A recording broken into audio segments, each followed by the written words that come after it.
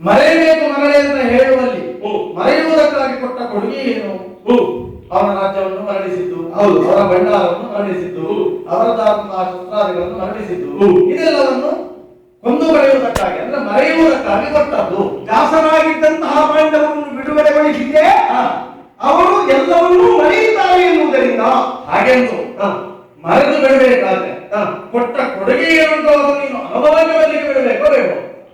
ನಾನು ಬಿಡದೇ ಇದ್ದು ಕೊಟ್ಟದ್ದನ್ನು ಅನುಭವಿಸಬೇಕು ಅಂತ ಇರ್ತಿದ್ದಾರೆ.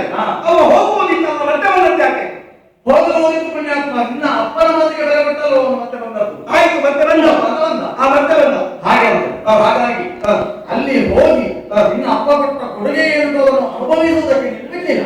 ಮತ್ತೆ ಆ ವಿಷಯವನ್ನೆಲ್ಲ ದುಡ್ಡು ನೀನು ಮಾಡಬೇಡ. ಯಾಕಂದ್ರೆ ಅವನಿಗೆ ಹೇಳಿ ಬಂದಿದ್ದೇನೆ, ನಿನ್ನ ಮುಡಿಗಟ್ಟಿಸ್ತೇನೆ ನಾನು. ಹಾಗಲ್ಲ, ರಾಜ್ಯ ಕೊಡ್ತಿ, ಹಾಗಾಗಿ ಮುಡಿಗಟ್ಟಿಸ್ತೇನೆ ಹೇಳಿ ಬಂದಿದ್ದೇನೆ, ಅದನ್ನು ಬಿಡು. ಮತ್ತೆ ಇದು ಪ್ರಾರಂಭದ ಜೀವನದ ಬಗ್ಗೆ ಮಾತ್ರ. ಇನ್ನು ಎರಡನೇದು ಕೇಳಲಿಕ್ಕೆ ಪ್ರಾರಂಭದ ಜೀವನದ್ದು ಮಾತ್ರ ನೀನು ಹೇಳಬೇಕಾದ್ರೂ ಕೇಳು, ಅದಕ್ಕೆ ನಾನು ಉತ್ತರಿಸಿ ಬೇಗ ಆಯ್ತಾ?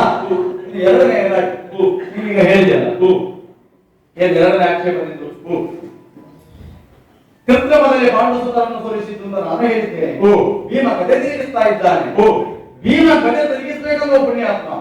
ಯಾಕೆ ಹೇಳಿದ್ರೆ ನೀನು ಮಾಡಿದಂತಹ ಕೃತ್ಯಗಳಲ್ಲಿ ನೀನು ಸಿಟ್ಟುಂಟು ಅಂತ ಅರ್ಥ. ಈಗ ಪುಣ್ಯಾತ್ಮರಲ್ಲಿ ಒಬ್ಬರಿಗೆ ಸಿಟ್ಟು ಬರ್ತದೆ ಅಂತ ಇದ್ರೆ ಅವ ಪಾಪಾತ್ಮ ಹೌದಲ್ವೋ? ಇರಬಹುದು. ಹಾಗಿದ್ರೆ ನಿನ್ನ ನಾನು ಈಗ ಇರ್ಬಹುದು. ಭೀಮ ಪಾಪಾತ್ಮ ಅಲ್ವಾ? ನೀನೇ ಪಾಪಾತ್ಮ. ಆದ್ರೆ ವ್ಯಂಗ್ಯವಾಗಿ ಆಡುವ ಮಾತುಗಳೇ ಹಾಗೆಂದು ಕೃತ್ರಿಮದಲ್ಲಿ ನೀನು ಸೋಲಿಸಿದ್ದಲ್ಲ ಕೃತ್ರಿಮದಲ್ಲಿ ಸೋಲಿಸಿದ್ದಲ್ಲ ಅಂತಾದ್ರೆ ಸುಕೃತ್ಯುವುದಕ್ಕೆ ಅಂತ ಅರ್ಥ ನೀನು ಪಡವಣಿ ಯಾಕಿರ್ತೀವಿ? ಧರ್ಮರಾಯ ಇಟ್ಟದ್ದು ನಾನಲ್ಲ. ಧರ್ಮರಾಯ ಇಟ್ಟದ್ದು ನಾನಲ್ಲ. ಧರ್ಮರಾಯ ಇಟ್ಟದಿರಬಹುದು. ಧರ್ಮರಾಯನಿಗೆ ಇಡುವುದಕ್ಕೆ ಪ್ರಚೋದಿಸಿದವರು ಯಾರು? ಪ್ರಚೋದಿಸಿದ ಲೋಕದಲ್ಲಿ ಎಷ್ಟು ಮಂದಿಗಳು ಸಿಗ್ತಾರೆ ಅವರ ಅದಕ್ಕೆ ದ್ಯೂತೋತ್ಸಾಹ ಅಂತ ಹೆಸರು.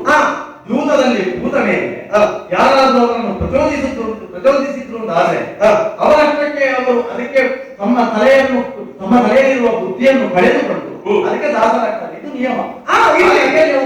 ಅದಕ್ಕೆ ನಾನು ಹೊಣೆಯಲ್ಲ, ಧರ್ಮರಾಯ ಹೊಣೆ. ಅವರಲ್ಲಿ ಕೇಳು ನೀವು. ಧರ್ಮರಾಯ ನಿನ್ನ ಮಾವ ಶಕುನಿ ಹೊಣೆ. ನಿನ್ನ ಮಾವನೇ ಹೇಳ್ತಾರಲ್ಲ. ಮತ್ತೆ ಪ್ರಚೋದಿಸಲಿಕ್ಕೆ ಹಿಂದೆಯೂ ಪ್ರಚೋದಿಸಿದ್ದಾರೆ, ತಯಾರಾಗಿದ್ದಾರೋ? ನಳಭೂಪತಿ ಜೂತದಲ್ಲಿ ಸೋತ. ಹೌದಾ?